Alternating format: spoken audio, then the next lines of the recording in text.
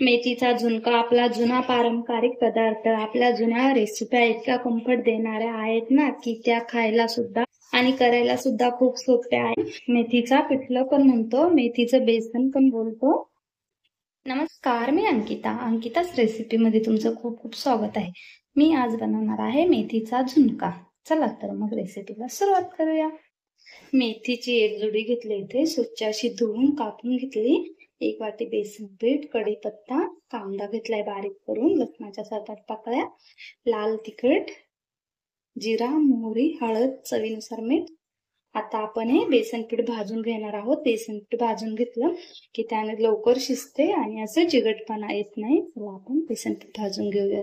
इथे गरम झाले. आता आपण त्यामध्ये बेसन पीठ असं 2 ते 3 मिनिट भाजून घेणार आहोत. जास्त नाही हे करायचं, नॉर्मल आपलं नॉर्मल टेम्परेचरवरती भाजायचं.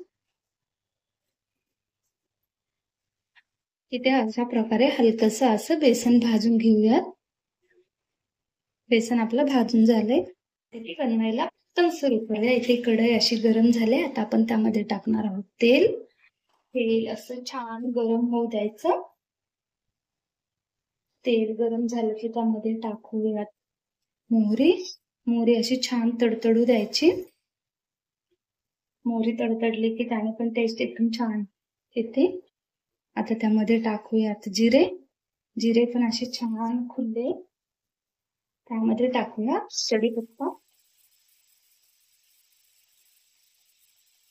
कढीपत्ता असं छान परतला की त्यामध्ये टाकूयात लसूण पाकळ्या. लसणाला असं छान लाल रंग येईपर्यंत परतून घ्यायचा. आपण त्यामध्ये घालणार आहोत बारीक केलेला कांदा असा लाल रंग येईपर्यंत परतत राहायचा.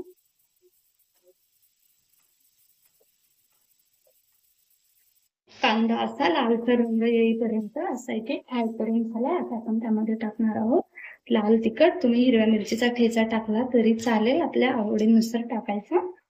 आता टाकूयात हळद, चवीनुसार मीठ टाकूया आणि असं 2 मिनिटं परतून घेऊया. असा हिंग टाकूयात. हिंगाने एकदम छान अशी टेस्ट येते. आणि आता आपण बारीक केलेली भाजी टाकू आणि 2 ते 3 मिनिटं अशी परतून घेऊ.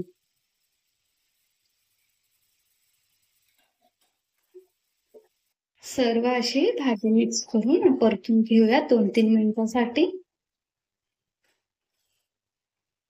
1 ते 2 मिनिट आपली भाजी अशी परतून झाले. आता आपण त्यामध्ये टाकणार आहोत पाणी.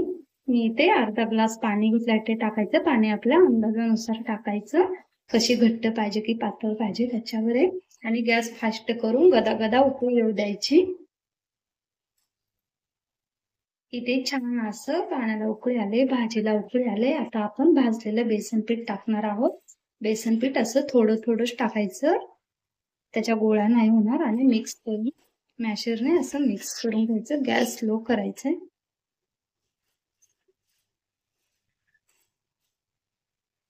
सर्व बेसन पीठ आपण आता टाकून घेऊया आणि सर्व असं मिक्स करून घेऊया. मॅशरने सर्व असं मिक्स करून घेतलंय. आता त्याच्यावरती आपण झाकण ठेवूयात. 5 ते 7 मिनिटं असं वाफून घेऊया.